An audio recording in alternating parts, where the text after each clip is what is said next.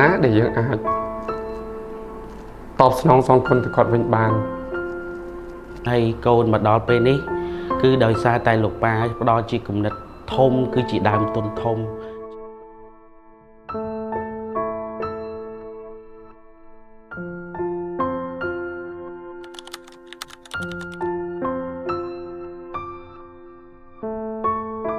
ខ្ញុំមានអនុស្សាវរីយ៍ជាមួយលោកឪពុករបស់ខ្ញុំគឺជាពាក្យដែលខ្ញុំចងចាំមិនភ្លេចគាត់តែងតែបដៅណែនាំយើងថាវ័យរៀនគឺខំរៀនវ័យរកគឺខំរកបាទហើយរកបានហើយត្រូវចេះសន្សំការចំណាយត្រូវមានខ្ទង់ច្បាស់លាស់ពាក្យដែលគាត់និយាយមកខ្ញុំចាំអត់ភ្លេចគាត់ដាស់តឿនរហូតគឺគាត់ថាខំរៀនណាកូនកុំឲ្យហត់ដូចប៉ាហត់ព្រោះធ្វើស្រែចការហត់កូនពេលធំឡើងខិតខំរៀនសូត្រធ្វើជាមនុស្សល្អស្មោះត្រង់ព្រោះមានតែភាពស្មោះត្រង់និងធ្វើជាមនុស្សល្អទេទើបសង្គមជាតិយើងត្រូវការយើង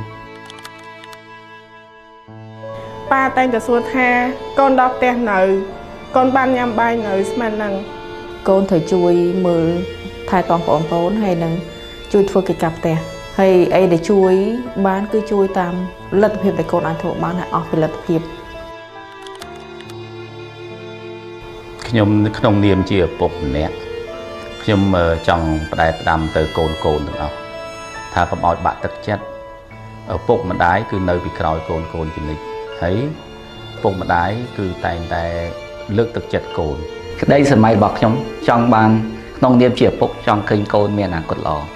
ដើម្បីឲ្យកូនមានអនាគតល្អចាប់តាមពីខ្ញុំជាប្រភពនៃការរីកចម្រើនរបស់កូនខ្ញុំក្នុងទិវាលោកឪពុកហ្នឹងអ្វីដែលខ្ញុំជូនពរដល់ប៉ាខ្ញុំគឺជូនពរឲ្យគាត់មានសុខភាពល្អអរគុណប៉ាដែលខិតខំធ្វើការអត់ខ្លាចនឿយហត់ដើម្បីឲ្យកូនបានហ៊ានកូនសូមជូនពរឲ្យទេវតាតាមថែរក្សាលោកឪពុកបានជួបនៅសេចក្តីសុខចង់និយាយថាស្រឡាញ់ប៉ាជាងគេ